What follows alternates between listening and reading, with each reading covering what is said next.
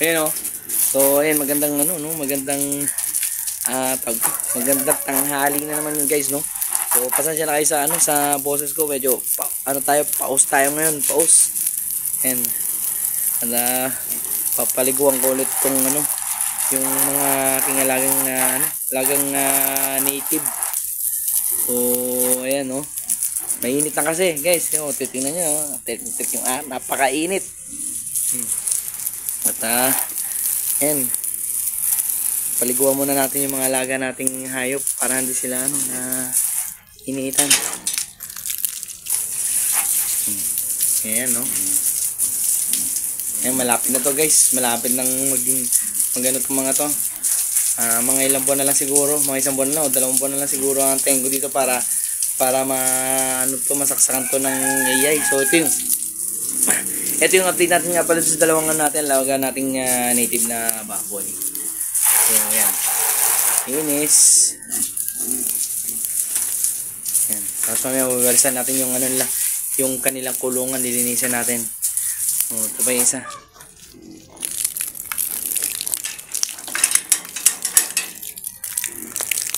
Ayan, ito pa yung isa.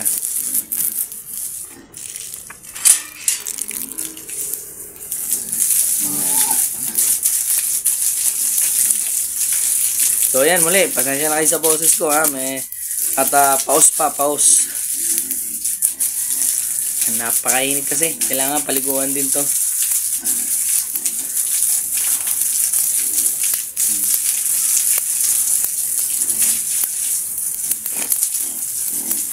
So ayan, guys, no, tawag dito. Yan pa rin ang pagkain pa rin na itong mga toys, trigo tsaka ano pa rin ang pinapakain ko dito, trigo tsaka grower. Konting grower lang yung binibigay ko dito.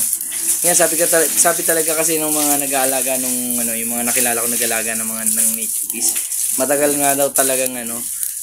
daw talagang lumaki to kahit na bigyan mo nung talagang feeds. So mabagal talaga kaya ayun, hinahaluan ko na mas marami akong binibigay na trigo kumpara sa feeds. So ayan, dilinisan ko. And guys, balikan ko kayo, dilinisan ko lang muna saglit yung kanilang kulungan at wawalisin ko yung mga dumi-dumi nila. Ayan. So ayan, guys, nagbabalik muli at ayan, natapos na natin silang asikasuhin lahat. Natapos na natin silang paliguan ulit. Tapos yung kulungan nila, nililinis natin ulit yung mga kulungan nila. So, ayan, mamaya pa natin pakakainin yung mga yan. So, twice a day ko lang pakainin yan, umaga tsaka hapon. Kung pakainin yan, itong dalawang to, yan. So, ayan, makita nyo naman, malinis na yung kanilang kulungan. So, ayan, may tira pang pagkain itong isa. So, ayan, guys, so, muli, natapos na natin, asikasuhin yung mga alaga nating native. So ayun nga, 2 beses ko lang pakainin yun. So ayun, punta naman na tayo dun sa yung sa mga alaga nating mga Rhode Island. So titingnan natin ngayong araw na to kung ilan na naman yung itlog na kukolektahin natin ngayong araw. Tapos isa pa nga pala, mamaya ipapakita ko nga pala sa inyo yung na-mention ko sa previous vlog ko na kung ilang kaya yung mapipisado sa pina-incubate natin nung nakaraan. So tingnan muna natin yung kulungan ng ating mga alagang Rhode Island. Tingnan at checkin natin kung ilan yung makokolekta nating itlog. Dami pa natirang mukhang nagsawa na sila sa mais. Ayun, may mga natira-tira pang mais. Pero okay lang yan kasi para kahit pa paano may nakakain-kain sila dito. Habang mamaya, ito dalawang beses ko lang din pakainin yung itong alaga nating mga manok. So umaga tsaka ko lang din pinapakain ito, umaga tsaka gabi. Kasabay na rin ng mga baboy ko. Alagang baboy. Ayun, lalakihan na yung iba. Hop. Ayan. So meron na namang apat na pirasong itlog na naman yung kukolektahin natin ngayong araw. Tapos ito bali hindi pa tapos limliman to, siguro mamaya babalikan to nung isang manok kasi bumaba muna. So ayan sila. Nagpapainit yung iba.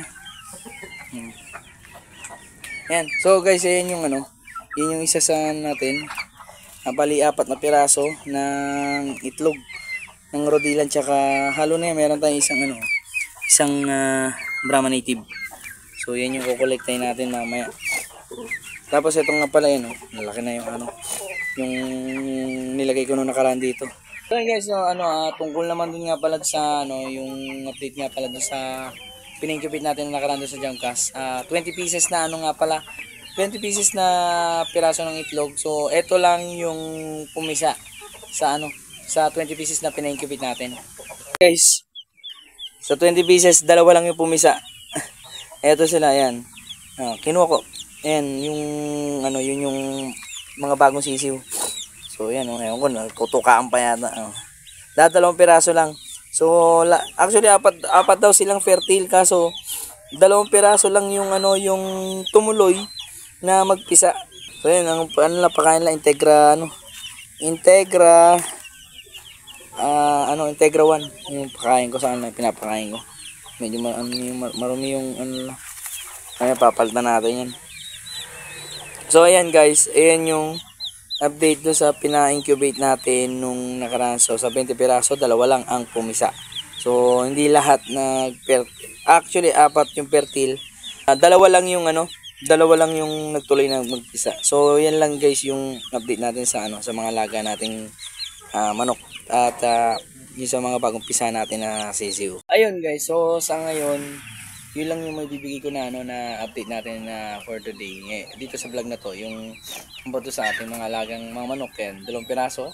Magkaroon naman tayong bagong alagaan, dalawang sisiw na naman. Tapos yung sa mga native natin nakita nyo naman kung ano na yung estado ng mga alaga nating native na baboy. So ayun lang, hanggang dito na lang muna yung content natin for today. Ayun, kung hindi ka pa nga pala nakasubscribe nga pala sa akin channel, ayun, bago ko rin tapusin tong video na to, ayun, kung hindi ka pa nakasubscribe sa akin channel, huwag mo nang kalimutan na mag-like, mag-subscribe at mag-comment sa aking Facebook, sa aking YouTube channel, at i-follow na rin ako sa aking Facebook page. Pasensya na kayo sa boses ko, talagang pause talaga, hindi naman ako nag-concert, kakain ng ng malamig. So ayun, na yung tonsil. So ayun, medyo pause pa. So, ayun, hanggang dito na lang muna yung content natin for today. And thank you ulit. At see you on my next vlog. Bye-bye sa inyo and God bless sa inyo lahat.